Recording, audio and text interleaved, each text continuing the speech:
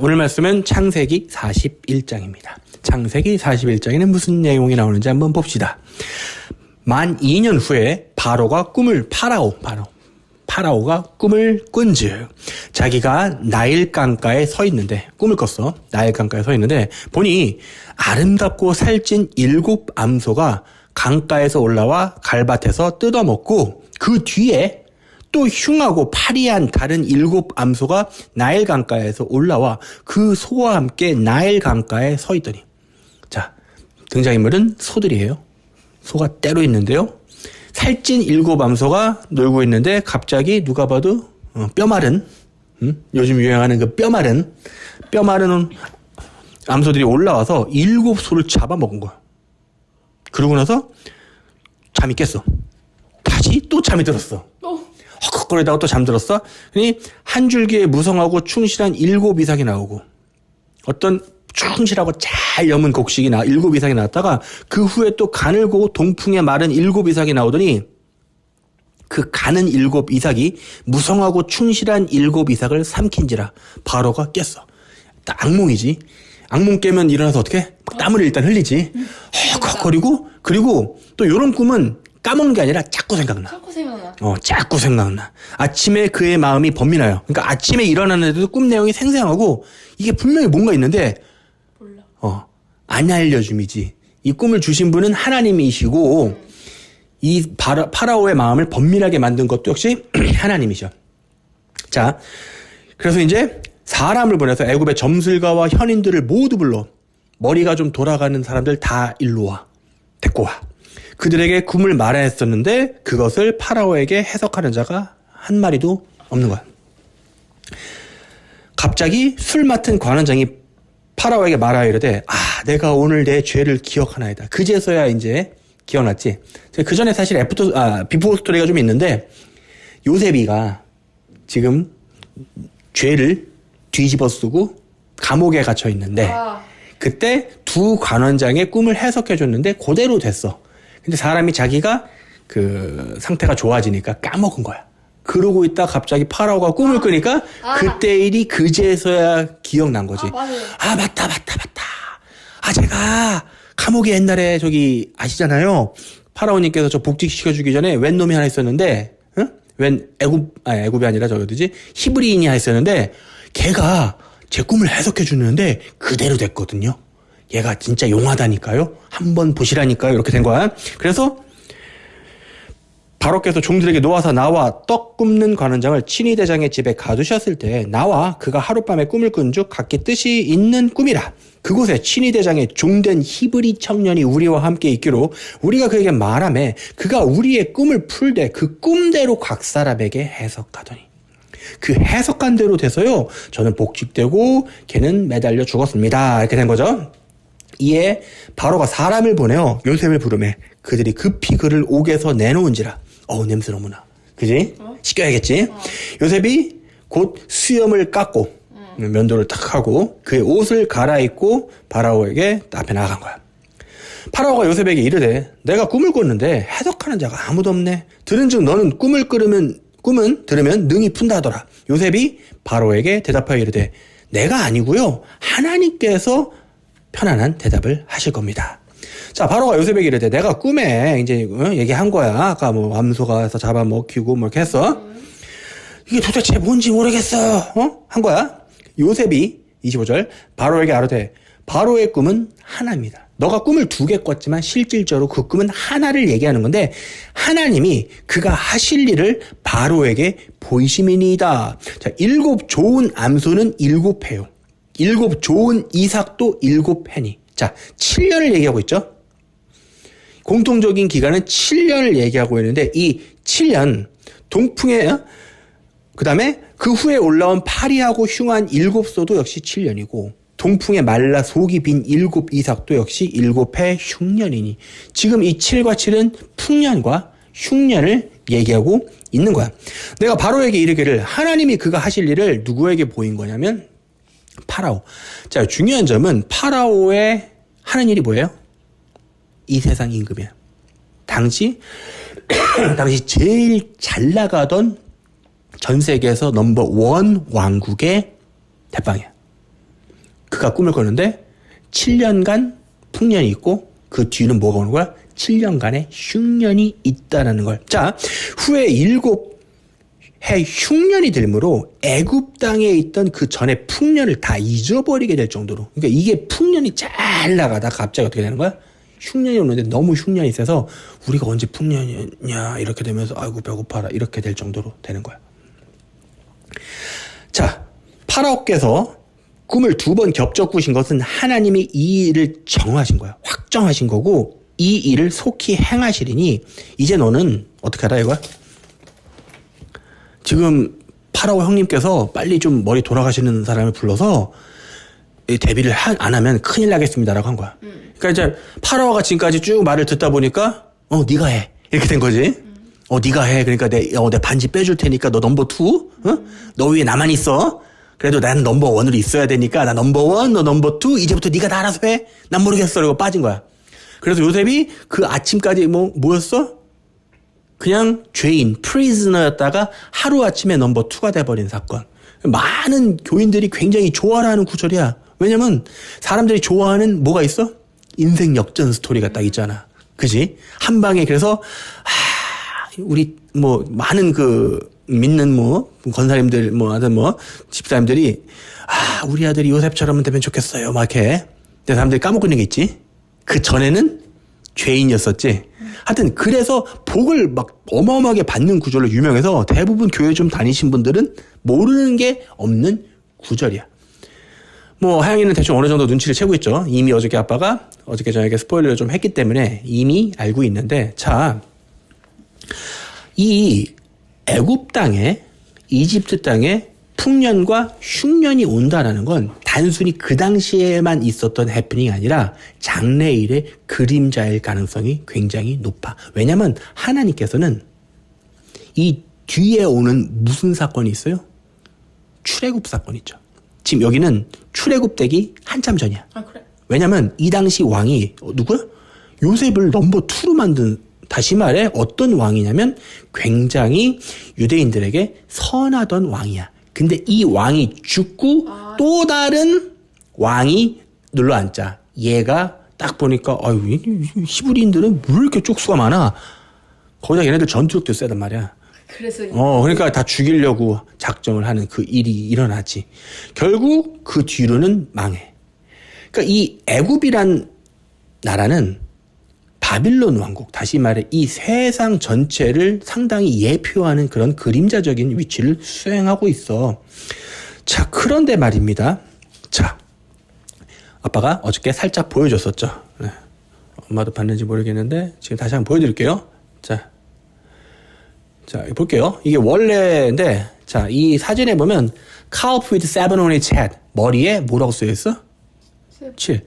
이거 누가 봐도 이건 그냥 7이지. 왜냐면 이게 그냥 대충이 아니라 밑에 꼬부라진 것까지 해서 아예 그냥 너무 완벽하게. 이 누가 이렇게 그림을 그려놓으실까? 그치? 이거는 하나님께서 하신 일이야. 근데 아주 완벽하게 7이 딱 떨어지게 써있어. 근데 모양도 완전 예뻐. 그치. 이게 언제 기사화 됐었냐면 2014년 9월 25일이야. 자, 그쵸? 그리고 고맘때쯤 또 하나의, 자, 같은 기사고요. 이건 또 다른 각도에서. 소가 아주 그냥 검은색이지. 기본적으로는 검은색에 글씨는 하얀색으로 써있지. 블랙이라는 것도 굉장히 중요하니까 잘 봐주세요. 오케이? 자, 블랙이라는 색깔을 잘 기억해 주세요. 자, 그 다음. 또 다른 그 소의, 아주 소의 이미지를 제가 많이 구해놨어요. 자, 다음 코드 한번 좀 볼게요. 자, 또 하는 소가 보이죠? 좀 조그만데. 얘는 뭐라고 써있어? 작은 칠. 작은 칠. 그치? 얘는 작은 칠인데, 좀 아까는 소가 뭔가 좀 컸어. 약간 잘생겼다는 느낌이 좀 있었지, 그치? 그런가? 까만 소? 기억 안 나? 그런가? 얘는 잘생긴 거야 이게? 얘가 딱 뭔가 좀 털 색깔도 그렇고 좀 뭔가 좀 딱 기품 있게 좀 그렇게 했다면 아까 걔는 좀 좀 멀지 약간 얘가 좀 불쌍하게 생겼고 좀 뭐랄까 7자 써 있는 것도 아까처럼 이렇게 좀 그러기보다는 좀 작고 희말이 없고 밑에 잘린 것처럼 돼서 같은 하얀색으로 써 있어. 근데 얘는 붉은 함소야. 레드. 레드야 이게? 레드야, 레드. 아니, 우리가 생각하는 것처럼 그런 빨간 진짜 피처럼 빨간 색깔의 황소는 안 나와요. 저 정도면 레드라고 봅니다. 우리나라에서는 저걸 누렁이라고도 하는데요. 저 정도면 레드예요, 레드. 자, 그러면 저게 실질적으로 매스컴을 탔던 게 아까 4년 9월. 맞아요. 기억력 좋으시네요. 맞아요. 2014년 9월 뭐 그쯤인데 요때가 또 공교롭게도 언제쯤이냐면 나팔절이에요. 나팔절은 한 해의 시작으로, 그러니까 어떤 한 해의 시작과 함께 우리 매스컴에, 물론 얘네들이 태어난 건 그 한참 전이겠지. 그렇지만 대중에게 공표된 시점이 뭐냐면 그맘때쯤이야. 2014년. 자, 그럼 이게 도대체 뭔 관계가 있냐? 우리 지난주에 예배에 제목이 뭐였지? 지금 3주 연속으로 하나님께서 정확하게 뭔가를 계속 주시고 계시거든? 그 맨 처음에 뭐였었죠? 밀가보리. 그게 뭐였었어? 밀가보리 하면서 아빠 러시아와의 관계를 하면서 러시아 우크라이나가 어떤 지역이라고 그랬어? 곡창 지역이라고 그랬지. 이 곡창 지역이 지금 전쟁을 하고 있기 때문에 이거 그때 얘기하면서 전전주 예배가 아마 그런 내용이었어. 그러고 나서 지난주에 했던 내용은 뭐였어? 혹시 기억나요? 네. 뭐예요? 무슨 절? 절기였죠. 네, 절기를 얘기하면서 밀과 보리를 언급하면서 휴거의 그림자라고 얘기했었죠. 자, 그럼 오늘 이 소들도 관계가 분명히 있을까요? 없을까요? 있어요. 있겠죠. 그러니까 아빠가 이렇게 오늘 뛰고 있겠죠. 자, 우리 본문으로 삼았던 이 창세기의 아까 내용을 보면 뭐였어? 누가 봐도 풍년과 흉년이었어. 풍년의 7년이 온 뒤 흉년의 7년이 올 거라는 거. 성경에서 이 7년의 흉년은 우리에게 뭔가를 떠올리게 하는데 뭐냐면 야곱의 곤란한 시기라고. 욥기도 사실 욥기 자체가 나중에 올 대환란의 그림자를 묘사하고 있는 책이라고 봐도 무방해. 욥기 나중에 보면은 욥이 있는데 다 죽었대요. 망했대요. 죽었대요. 그냥 재난이 계속 밀어닥치는, 다시 말해, 자기는 의로운지 착각하고 있었던 욥이 어느 순간 어마어마한 고난들을 맞닥뜨리다 보니까 멘탈이 다 깨지고 결국은 와이프마저 욕하고 떠나버리지. 와이프가 심지어 하나님과 욕하고 가버렸어. 선을 엄청 넘어서 그러고 가버리고, 새 친구들이 왔는데, 새 친구들이 와서 처음에는 욥을 해주는 척 하다가 듣다 하니까 자기가 자꾸 의인 코스프레 하고 있길래 막 싸워. 그래서 안 되니까 새 친구 따라왔던 젊은 종자 하나까지 합세해서 4대1로 싸우다가 그래도 답이 안 나오니까 결국 누가 등판하셔? 하나님께서 직접 등판하셔서 그때부터 이걸 시전하시지. 너 내가 이거 만들 때 있었니? 아니요. 너 이거 그러니까 창조주급의 얘기를 욥에게 설명하니까 욥 관점에서는 저 모르겠는데요 하다가 결국 나중에 뭘 알게 돼?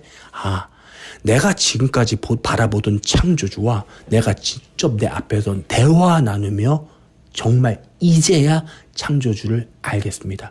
창조주를 우리가 완전히 이해하게 되면은, 완전히 이해할 수는 없겠지만, 창조주, 어떻게 보면 뜬구름잡기로 그냥 하나님. 사실 많은 사람들이 하나님 그러지만, 정말 하나님께서 어떤 분이신지 100% 이해하고 있지 못해. 만약에 정말 이해하고 그분이 어떤 분이신지 정말 믿는다면, 우리한테는 걱정이 존재할 수가 없어. 근데 우리에게 항상 걱정이 있다라는 것 자체가 뭐야? 창조주를 제대로 바라보지 못한다는 걸 반증하겠지. 자, 그럼 다시 오늘의 얘기로 돌아왔어. 그럼 그게 계속 다 뭔 관계가 있냐? 아빠가 이제부터는 정말 기근의 시기로 돌입한다고 그랬지. 우리가 지금 많은 세계의 뉴스들이 지금 어저께 아빠가 기름을 넣었더니 세상에 13만 원어치나 들어갈 정도로 기름값이 엄청나게 뛰었어. 근데 걱정되는 건 지금 이게 끝이 아니라는 거. 앞으로 기름값은 천정부지 계속 올라갈 가능성이 있어. 근데 기름값이 계속 올라가게 되면 어떤 일이 번지냐면 화물 물류 비용이 상승할 수밖에 없어. 아빠도 우연히 얼마 전에 무슨 유튜브에서 뭘 봤냐면 어떤 하여튼 그러니까 직업 체험하는 그런 유튜버였는데 화물차 운전기사의 삶을 그날따라 왜 재밌어서 봤다고 그걸. 그러면서 뭘 알게 됐냐면 기름값을 엄청나게 쓰는구나라는 걸 깨달았어. 화물차가 하루 종일 돌아다니면서 그 사람이 기름을 넣는데 얼마였더라? 4, 50만 원인가? 뭐? 그래. 기름 탱크가 거대하기 때문에 근데 이게 많이 넣으면 많을수록 기름값이 오르면 체감이 커지거든. 그럼 지금은 4, 50만 원어치 넣었지만 100만 원, 심하면 150만 원, 200만 원을 넣어야 돼 상황. 그럼 그게 문제가 뭐냐면 얘네들한테는 마지노선이라는 게 존재해. 다시 말해 내가 오늘 하루 운행해서 받을 수 있는 계약된 금액이 있는데 기름값이 오르면 그걸 탄력에 맞춰서 올려주긴 하겠지만 끝없이 올라갈 수는 없어. 다시 말해 이해타산이 안 맞으면 스톱되는 거야. 우리가 얼마 전에 요소수 사태 때문에 물류가 한번 뻗을 걸에 대해서 어떻게 보면 미리 예행 연습이 한번 있었지만 이제는 올 게 오는 거야. 뭐가 오는 거냐면 유가가 올라가고 있어. 그래서 어떻게 돼? 물류가 스탑될 수 있다는 거야. 우리가 지금 당연하게 뭐 택배가 말도 안 되는 뭐 2,500원, 3,000원에 전국 어디든 보낼 수 있는 이런 확실한 물류 시스템을 살고 있지만 기름값이 오르고 물류가 스탑되기 시작하면 당장 어떤 일이 벌어지면 우리 동네에 있는 모든 마트, 편의점, 슈퍼에 물건들이 사라지는 일이 벌어져. 그치. 그럴 수밖에 없지. 심지어 밀과 볼이 지금 주산국인 러시아와 우크라이나가 이러고 있어서 어떤 일이 벌어졌냐면 전쟁으로 쑥대밭대고 그걸 떠나서 추수의 시기에 씨를 제대로 뿌리지 못했어. 그 인력들이 지금 씨 뿌릴 상황이 아니니까 거기 가서 일을 못했던 평온한 시기가 더 이상 아니니까 씨를 못 뿌렸어. 그럼 이 반등은 어떻게 올까? 정확하게 6개월 내지는 한 1년 뒤면은 바로 뭐야? 먹을 게 없어질 거야. 그럼 밀가루가 없어지면 쌀 먹으면 되죠 하실 분들을 위해서 말씀을 드리지만 우리나라야 쌀로 좀 어느 정도 자급인데 우리나라의 쌀 자급률도 높지가 않아. 전 세계도 마찬가지야. 전부 다 의존해서 살아가는 건데 곡물이 끊기게 되면 고기 먹으면 되죠 하실 분들을 위해 말씀드리면 소나 걔네들은 뭐를 먹고 살면 전부 곡물이에요. 다시 말해 뭐 어떤 하나가 뻗어버리면 체인 리액션이라고 해서 연쇄적으로 해서 다 멈출 수밖에 없는 시대를 우리는 살아가고 있는 거야. 그러면 자 여기서 그럼 우리가 어느 시기를 살아가고 있는지에 대해서 좀 거시적으로 바라볼 수 있는 걸 보겠습니다. 마침 또 이번 주에 총 대선이 있었죠. 네, 제가 언급하기도 했었죠. 사실은 그걸 맞추는 걸 중시하는 게 아니라 이렇게 되면 그 뒤로 올 미혹이 상당하기 때문에 미리 예고해 줬던 거야. 그치? 뭐 제 주변에 많은 지인들은 절대 그런 얘기는 하지 말라고 했지만 제가 사실 그때는 얘기를 안 했었지만 그렇게 얘기를 해야 되는 위에 오더가 있었습니다. 알겠어요? 왜 그러냐면 이유는 딱 하나야. 지금 윤석열 대통령이 됐죠? 누차 말했지만 하나님의 사람 아니에요. 더한 인물입니다. 아니 뭔 소리냐? 그러면 좌파가 득세야겠냐?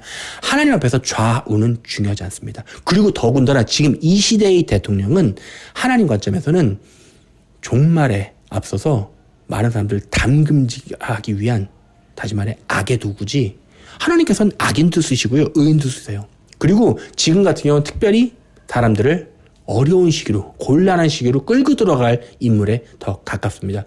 그러니까 다시 한번 말하지만 지금 앞으로 점점 더 우리에게 미혹은 이제 완성지경이 될 거야. 하나님께서 이 일을 결정하셨기 때문에 사람들에게 미혹을 하나님께서 푸신다고. 그래서 지금 여전히 정치가 이게 교회 다닌다고 말하면서 정치가 어쩌고 우파 좌파 이러고 있는 사람들 아주 많이 점점 힘들어질 겁니다. 자기가 미혹됐는지도 모르고 끌려 들어갈 거야 지옥으로. 왜냐하면 지금 우리는 정치가 우리를 어떻게 해줄 수 있는 그 시대가 아니야. 우리가 지금 볼 수 있는 건 오늘 얘기의 결론이 되는데 우리가 볼 수 있는 결론은 예수 그리스도밖에 없어. 자, 다시 원래의 본론으로 넘어갈게요. 요 얘기는 그냥 잠깐 짚고 넘어간 거야. 오늘 제가 사실 그래서 한 3시까지 보다 잤죠. 그래? 잠 졸려갖고 아우. 아니 솔직히 내가 그런 거 관계 없는데도 사람으로서 보면서 우와 역전승 이 짜릿한 역전승이 보이더라고. 그래서 사람들이 더 정신을 못 차릴 거야. 하얀 그때 코 잤죠. 자, 다시 곡물값이 올라가면 다시 말해 곡물이 희귀해지면 이게 유가와 모든 걸 해서 연쇄적으로 다시 말해 셋째인의 얘기된. 자, 그러면 다시 우리 처음으로 돌아가서 요한계시록을 계속 보다 지금 중간에 스탑을 해놓고 자꾸 여기 세분하게 보고 있는 중인데 첫 번째 인은 뭐였었냐면 흰말이었었어. 그때 종말에 4기수가 있거든. 4마리 말탄자. 흰말은 뭐였냐면 이 사람의 특징은 이기려고 하고 왕관을 썼어. 머리에 왕관을 썼고 그 다음에 손에 활을 들었어. 첫 번째 인의 특징이야. 지금 엄마 찾아서 확인하고 있거든. 자, 그러면 첫 번째 인의 특성은 이기려고 어디 전 세계를 뭔가를 장악한다라는 걸 우리가 알 수 있어. 뭐라고? 뭔가를 장악한다. 그리고 손에 뭘 들었어요? 활은 뭐 하는 거예요? 쏘는 거죠. 다시요. 활은 뭐 하는 거라고요? 쏘는 거고요. 머리에 뭘 썼어요? 왕관을 썼어요. 자, 여기서 무서운 얘기 하나 해드릴게요. 왕관은 크라운이라는 영어 단어를 가지는데, 근데 왕관을 썼다는 건 왕의 즉이 됐다는 걸 의미도 하기도 해요. 왕 위에 즉위식, 다시 말해 왕의 자리에 앉는다라는 영어 단어가 coronation이에요. coronation. 그건 왕의 대관식이라는 의미로 불려요. 어디서 많이 들어본 corona. 네, 왕관이라는 거에서 우리가 유추해 볼 수가 있겠죠. 손에 든 거는 뭐예요? 화살이에요. 화살은 쏘는 겁니다. 그래? 화살은 쏘는 거라고요. 네. 네, 쏩니다. 어디다가요? 네, 벌써 다른 사람들은 눈치를 챘을 거야. 이기고 이기다. 다시 말해 전 세계적으로 어떤 일이 벌어졌냐면 우리가 지금까지 다 확인했지만 coronation, 왕의 즉위에 앉아서 쏘고 다니면서 전 세계를 어떻게 했어? 다 이기고 이기는 상황이 이미 지나갔죠. 그 상황이 첫 번째 인의 상황이 지나가니까 둘째 인의 시기로 넘어가면서 어떻게 됐어요? 땅에서 평화가 제하여졌습니다. 그 전까지는 국지전, 다시 말해 그냥 소규모의 전쟁이라 사실 전쟁이라고 부를 수도 없는 정도의 수준이었거나 아니면 내전이었다고 한다면 실질적으로 나라와 나라가 러시아 대 우크라이나가 정말로 우리가 전쟁 영화에서나 볼 수 있었던 장면. 네, 자, 궁금하신 분들은 두 회 이전에 유튜브에 보시면 제가 그 당시 뭐 우크라이나 발에서 나오는 소셜 미디어의 많은 것들 보면서 와, 전쟁이 이렇구나라는 걸 영화가 아니라 실사로 처음 보는 아빠도 그랬어. 나 사실 이 정도일 줄라고 생각 안 했었는데 어쨌든 지금 땅에서 뭐가 제하여졌어? 평화가 제하여졌어. 그 다음에 셋째 인의 시기로 넘어가면 어떻게 되냐면 밀과 보리가 한 데나리온. 자, 여기서 한 데나리온은 노동자 하루 품삯이야. 한 사람이 성인 남자가 하루 신나게 요즘 일한다고 치면 뭐 사람마다 다르겠지만 요즘은 대충 아빠 생각엔 한 12만 원 정도 벌 수 있을 거라고 생각해. 10만 원, 12만 원, 15만 원, 뭐 잘못 사면 20만 원도 벌겠지만 평균치로 한 10만 원이라고 치자 그냥. 하루에 10만 원 또는 12만 원 벌어서 그 돈 가지고 한 대의 밀과 석 대의 보리를 산다는 거야. 그러니까 그냥 간단히 생각해서 10만 원 갖고 사오는데 그냥 며칠 먹을지 정도 양식밖에 못 산다는 얘기가 돼. 그러면 어떻게 된 거냐면 세상에 이런 먹을 게 굉장히 귀해진 시기가 셋째 인에 열려요. 그 다음에 넷째 인은 청황색 말이라 실질적으로 이 넷째 인의 시기부터는 땅 4분의 1의 권세를 얻어서 굉장히 많은 숫자가 사람들이 실질적으로 죽기 벌어집니다. 여기서는 컨비네이션이야. 뭐냐면 전쟁과 기근과 땅의 짐승들. 이때는 짐승들이 미쳐 날뛰기 때문에 왜냐면 생각해봐. 지금 벌써 사람들이 막 개들 키우다가 밖에 버리거든? 그럼 얘네들이 뭐가 돼? 들깨화 된다고. 들깨. 그리고 실질적으로 산 이런 데 먹을 게 없으니까 원래 안 내려오던 뭐 늑대나 이런 큰 동물들이 자꾸 어디를 배회해? 내려오는 거야. 그런 일이 실질적으로 많이 뉴스에도 보도되기도 했고 그런 일로 인해서 사람이 정말 상하는 시기가 언제야? 이 넷째 인의 시기야. 다시 말해 우리 아빠 옛날에 일곱인에 대해서 얘기를 했었지. 이 일곱인은 뭐다? 하나님 예수 그리스도께서 이 땅에 대한 권리를 행사하시는. 더 정확히 말하면 이 문서가 다 합해지면 적법한 계승자가 누구라는 거야? 예수 그리스도야. 한마디로 이 땅이 지금 가짜 거짓 행사하고 있는 사탄이 밀려서 쫓겨나고 예수님께서 즉위하게 되시는 그걸 얘기하는데 이 봉인이 뜯겨나갈 때마다 어떤 일이 벌어져? 난리가 벌어지는 거야. 그리고 지금 많이 올라오고 있는 여기저기 SNS에서 조합해 보건데 확실한 거는 이때 엄청난 기근이 올 거라는 사실이에요. 이걸 다 알게 된 뒤 아빠의 인간적인 반응은 솔직히 말할게. 어떡하지? 그러니까 알게 돼버렸어. 이제 정말 기근이 시작되구나 하자마자 아빠 인간적 반응은 뭐였었냐면 제겨야겠다. 솔직히 고백할게. 아니다, 진짜 솔직히 그 생각이 들었어. 근데 곧 다시 믿음의 눈을 떠서 하나님을 보니까 어떤 생각을 하는지 알아? 필요가 없겠구나. 그냥 인간적인 반응이었어. 아니, 하영 아빠는 좀 전까지 기근 난다고 신나게 얘기하더니 그럼 뭐 어쩌라고, 우리 어쩌라고. 아마 사람들 다 이 여기까지 들으면 공통적인 반응이 밀려올 거야. 뭐? 육에 속한 반응. 어떤 반응? 먹을 거 없다고? 야, 그래? 장기간 저장 음식은 뭐죠? 이런 시기에 생존 방법은 뭐죠? 지금도 막 사람들이 생존하는 방법 찾아가지고 뭘 해체하고 이러야 오래 생존할 수 있습니다라고 뭐에 의지하는지 알아? 이 땅의 방법. 자, 우리 관점을 바꿔 생각해보자. 하나님께서 과연 그거 기뻐하실까?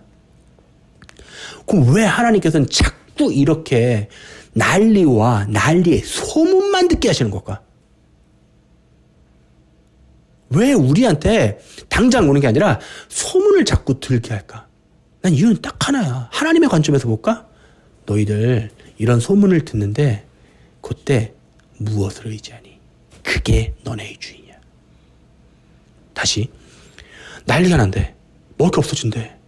그때 그 먹을 것을 내가 채워서 그걸 해결하려 든다면 나는 하나님을 믿는 사람이 아니야. 왜냐하면 우리가 사실 힌트는 아까 파라오의 거기서 나오는데 파라오가 막 자기 꿈을 얘기했어. 그 다음에 요셉이 그걸 다 풀어줬잖아. 그때 파라오가 어떻게 했어? 자기가 어떻게 하려고 그랬어? 요셉한테 맡겼어. 그게 정답이었어. 그 당시 파라오는 좋은 왕이었었고 하나님의 그 당시 파라오는 마음에 합한 자였어. 그렇기 때문에 어떤 결정을 했어? 네가 알았어요. 근데 그 네가가 요셉이야. 요셉은 어떤 인물이냐면 그리스도의 그림자적 인물이야. 다시 말해 이 파라오가 했던 행위는 요셉에게 네가 해 라고 했던 거는 반지도 빼주고는 자기의 주권을 인양하는 거였어. 그러니까 우리가 아무 생각 없이 지나갔던 그 구절은 사실 지금 우리 상황에서 우리가 어떻게 해야 될지를 하나님께서 미리 보여주신 거야. 자, 그러면 답이 이미 나왔잖아. 어떻게 하면 된다고? 난리가 난대요. 먹을 게 없대요. 어떻게 해요? 그리스도가 여러분을 책임지실 겁니다. 그거 말고 더 확실한 방법이 있나? 아니 생존 매뉴얼 유튜버 같은 거 찾아보면서 재난의 시기에 생존 방법 많이 보시면 정말 당신 살아납니까? 음식 많이 제기면 괜찮습니까? 아니 음식 많이 제겨봐야 벌레만 꼬이겠지. 어? 엄마가 엄청 싫어하는 쥐 꼬이겠지. 그리고 음식 어마어마하게 해서 저 제대로 할 수 있나? 오히려 그 문제 때문에 주변에 역탈하는 과정 속에서 죽을 수도 있겠지. 안 그래? 당장 다들 눈 돌아가는 상황 되면은 저 집에 음식이 잔뜩 쌓여있대. 오늘 저 집 털자. 제일 먼저 죽을 수도 있어. 그럼 정말 그 음식이 당신들 지켜줍니까? 아니. 사람들이 그 생각이 근시안적인 거야. 이렇게 잠깐만 얘기해봤는데 답 안 나오는 거 갖고 자기가 그거 갖고 지킬 수 있다고 맹목적으로 믿는 거야. 그리스도는 거기에 없어요. 왜 우리 앞에 고난이 펼쳐지고 왜 우리 앞에 이렇게 자꾸 가난한 시기가 펼쳐지는지 알아? 마음을 가난하게 하사 우리가 결국 무엇에 의지하고 무엇에 소망을 두는지를 하나님께서는 계속 저울질 하시는 거야. 왜냐하면 그 네 번째 인해는 저울. 자, 한번 거긴 좀 중요하니까 좀 볼게요. 사실 좀 전까지 모르다 지금 알았어요. 솔직하잖아, 아빠는. 나 미리 몰라. 뭐 항상 아는 게 없어요, 저 진짜. 근데 딱 그때 필요한 시점 되면 분명히 가르쳐 주시거든요. 자, 볼게요. 넷째 인 되실 때 내가 첫째 생물의 음성을 말하되 오라 하니까 청황색 말이 나오는데 그 탄자 이름이 사망이야. 음부가 그 뒤를 따르고 이거 아닌가? 여기구나. 셋째 인이구나, 셋째 인. 네, 셋째 인이에요, 셋째 인. 자, 시작하겠어요. 셋째 인을 띄는데 검은 말을 탄 자가 손에 뭘 가졌냐면 저울을 가졌어. 저울. 그치? 저울은 무슨 의미냐면 무게를 달아본다는 거야. 다른 말로 하면 저울은 뭔지 알아? 심판을 뜻해요. 맞지? 저울을 달아보는 거야. 그러면 이 셋째인의 시기에는 저울을 가졌다라는 말은 뭔 말이냐면 사람들의 마음이 어떻게 쏠리는지가 평가받는 듯 나는 뜻으로 우리가 봐도 무방하겠네. 이게 좀 전까지 모르고 거야. 근데 왜 저울일까 했는데 몰랐는데 저울은 항상 거래할 때 이렇게만 생각했었는데 또 다른 이면적인 뜻이 있는 걸 말하다가 하나님께서 가르쳐 주셨어. 근데 솔직히 고백하잖아. 그러니까 우리가 이 시기를 겪으면서 어떡하지? 제겨야 되나? 이러고 있는 사람의 마음의 중심이 어디 있던 거야? 하나님한테 있었을까? No. 절대 아니지. 우리는 무엇을 믿고 나가야 돼? 하나님. 힘들어진다는데 어떡하죠? 몰라요. 예수님께서 알아서 하실 건데요. 이게 어떻게 보면 진짜 무책임해 보이거든? 나 모르겠어. 하나님께서 알아서 하실 건데. 진짜 어떻게 보면 무책임하고 아무 답 없는 사람처럼 보이지만 가장 완벽한 정답을 제출하고 있는 거야. 뭐라고? 가장 완벽한 정답. 정답은 우리는 그리스도께 올인해야 돼. 99를 하고 1 정도는 딴 데 빼놓는 사탄의 얘기야 그거. 어떻게 그 준비도 네가 준비하면 얼마나 준비할 건데? 도대체 정확하게 정량으로 해서 뭐 3년치 살 수 있는 거 얼마나 필요할지는 아나? 계산이나 해본 적 있나? 아까 말했듯이 그걸 완벽하게 지킬 수 있는 능력은 있나? 없잖아. 그래도 준비를. 그러니까 그거 얼마나 지킬 수 있게 본인 몸 하나도 그거 못 지킨다고. 근데 가족, 딸린 친구들, 얘네들 어떻게 그러니까 답이 안 나오는 거야. 그럼 어떻게 돼? 딱 계산해봐서 내가 안 돼요, 전. 답도 안 나오네. 그럼 뭐야? 가장 완벽한 방법을 가지신 분한테 쪽 달라붙는 게 최고의 해결책 아니야. 그러니까 아무리 성경이 많이 열리고 아무리 이 종말에 이 지식들이 차곡차곡 쌓인 한들 내 마음 바탕이 정리가 안 되면 다 쓰레기 같은 지식이 되는 거야. 지금 성경과 우리 모든 정세는 지금 우리가 종말의 시기로 들어가고 있다. 지금 아빠의 기준으로는 지금 거의 셋째인 아니야. 왜 아니냐면 셋째인이 열리면 노동자 하루 품삯으로 그렇게밖에 못 사는 일이 벌어져야 되니까. 근데 아직은 그렇지 않거든요. 그러니까 지금 정확하게 말하면 둘째인의 시기 거의 한 중후반부 정도를 살고 있다라고 봐도 무방해. 근데 확실한 건 셋째인이 뜯어지고 넷째인으로 갈수록 어떻게 더 확실하게. 아빠는 참 감사한 게 오늘 얘기 처음에 이건 힌트야. 정확하게 얘기는 못해. 왜냐면 날짜가 또 나오거든. 이거 계산은. 근데 날짜는 제가 못 드리겠다고요. 아까 언제였죠? 14년이었나? 9월 15일. 네, 기억력도 좋으세요. 네. 두 소가 했었죠. 대충 7년 더 해보시면 언제까지가 풍년의 시기고 언제까지가. 근데 딱 정확하게 그거 맞춰서 러시아 우크라이나 전쟁이 발발하면서 곡물 파동이 오는 시기가 대충 보이기 시작합니다. 뭉뚱그려져서 말하는 건 계산을 못해서가 아니라 자꾸 계산을 하게 되면 날짜가 도달하니까 그게 싫어서야. 왜냐면 그날과 그 시는 정확히 모르거든. 그러나 우리에게 그날과 그 시는 안 주신다고 그랬지 시기 자체를 예측 못하게 주신다는 말씀은 없어. 대충 가까이 왔다는 건 우리가 분명히 인지할 수 있어. 왜냐면 우리가 깨어서 준비해야 되거든. 밖에서 보라 신랑이 오더라 소리가 들으면 정신을 차려서 기름이 등불에 있는지를 확인을 해야 되거든. 이 기름은 성도들의 기도고 이 기름은 그리스도와의 관계를 의미해. 이 기름은 그냥 채워지는 게 아니야. 그동안에 관계가 쌓여있지 않으면 불을 붙이려고 해도 불이 안 붙어. 응? 아빠가 아까 좀 전에 오전 수업을 하느라고 운전을 하고 가면서 잠깐 하나님과 대화를 했는데 재미난 얘기를 많이 해주셔서 많이 웃었어. 공개할 수 없어. 이건 지극히 개인적인 거의 부부 수준의 토크였기 때문에 아무한테도 공개 안 해. 못해. 이건 하나님과 나만의 것이기 때문에 내용은 공개 못하나 울기도 하고 웃기도 했어. 근데 그때 하셨던 말씀 중에 하나 공개할 수 있는 건 이렇게 시간을 준비하는 자들이 많지 않다라는 마음과 두 번째 공개할 수 있는 건 하나님의 마음이 지금 어떠셨냐면 매우 착잡하다고 하셨어. 그래 내가 여쭤봤지. 왜 착잡하셨습니까? 하나님께서 말씀하시길 이제 심판을 베풀어야 되기 때문에 마음이 안 좋다라고 하셨어. 이건 내가 공개할 수 있는 부분이야. 그 이상은 공개 못해. 하나님께서 마음이 어려우시대. 곤란하다는 표현을 쓰셨어. 왜 곤란하냐? 심판을 이 땅에 베풀어야 되기 때문에. 그러니까 우리에게 때가 많이 남은 것처럼 사람들은 착각을 하고 살아가거든. 내 손에 붙들고 있는 거 이게 막 그냥 오래 갈 거라고 착각을 하면서 거기에 붙들려서 세상세상거리고 살아가는데 하나님께서는 마음이 지금 곤란하신 거예요. 이유는 안쓰러운 거지.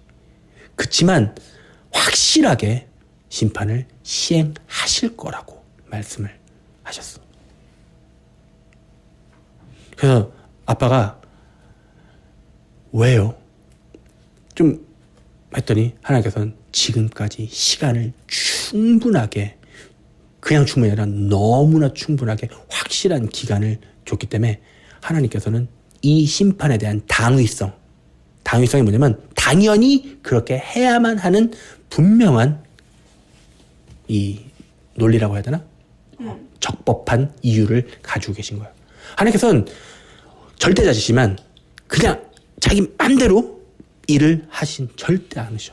심지어 어떤 일을 시행하시기 전엔 본인과 마음이 통하는 자들에게 이 마음을 분명히 나눠주시고 그들의 입에서 뭐를 끄집어내시냐면 하나님 그렇게 하시는 게 옳으십니다.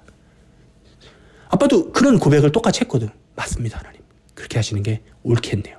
라는, 사실 하나님께서 뭔 동의를 받으셔야 될 필요가 있나? 없잖아. 그럼에도 불구하고 하나님께서는 어떤 일을 그렇게 준행하시는 거야. 사실 관련 구절이 성경에 있는데 그 구절 얘기하면 또 괜히 아빠 높이는 것 같아서 별로 싫으니까 그냥 그런 건 됐고, 그래서 다 필요 없고 뭐 아빠 뭐 그냥 일개 아무 별거 아닌 사람이지만 확실한 건 우리가 기억해야 되는 건 지금 여러분들 이렇게 넉넉고 세상의 정치 노름에 취해서 거기서 뭔가 구원이 올 거라고 착각하고 있다가는 싸그리다 죽습니다. 그냥 죽는 게 아니라 아주 그냥 무서운 꼴 당하고 죽을 거예요. 정말로. 지금은 모든 세상의 관심 다 끊고 우리의 시선을 그리스도께 맞춰야 되지. 왜냐면 기근이 오는데 어떻게 해요? 그리스도가 해결해요. 전쟁이 오는데 어떻게 해요? 그리스도가. 그러니까 모든 그런 문제 해결이 그리스도께 있다니까. 이 거짓말이 아니야. 자, 오늘 말씀의 마무리는 아까 이 파라오의 반응과 똑같습니다. 내가 갖고 있던 인장반지를 빼서 누구에게? 그리스도께 넘겨드립시다. 왜냐면 돈이가 이동해야 되거든. 지금까지 내 인생이란 이 파라오의 나라를 내가 좌지우지했다면 이제 더 이상 내가 아니라 누구에게 드려야 돼? 그리스도께. 그게 가장 안전. 운전자가 중요하거든. 운전을 그리스도께서 하시면 잘 되는 거거든. 근데 내가 운전하면 필히 망하는 거거든. 모두 다 자기의 인장반지를 빼서 자기 앞에 계신 그리스도께 다 넘겨드리는 놀라운 역사가 일어나길 예수 그리스도 이름으로 축원합니다. 기도합시다. 하나님 감사합니다. 정말 감사합니다.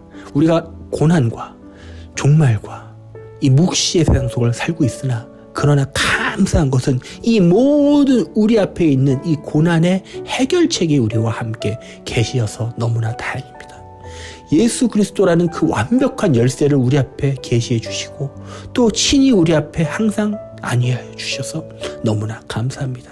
주님, 간절히 바라옵거라기는 이 마지막 때, 우리가 이 마지막 때의 징조에만 집중하는 게 아니라 정말 이 징조를 뛰어넘어서 우리를 저 천국으로 이끄기를 원하시는 예수 그리스도라는 해결책에 집중하기를 원합니다. 하나님, 이 말세에 졸면서 자다가 등불 채우기에 잊어먹었던 저 불쌍한 신부들이 아니라 이미 준비하여서 그들의 결혼잔치에 확실하게 참석하였던 저 5 신부처럼 수많은 자들이 준비되어질 수 있도록 주님께서 지켜주시고 또 축복하여 주시옵소서. 예수 그리스도의 이름으로 기도했습니다. 아멘.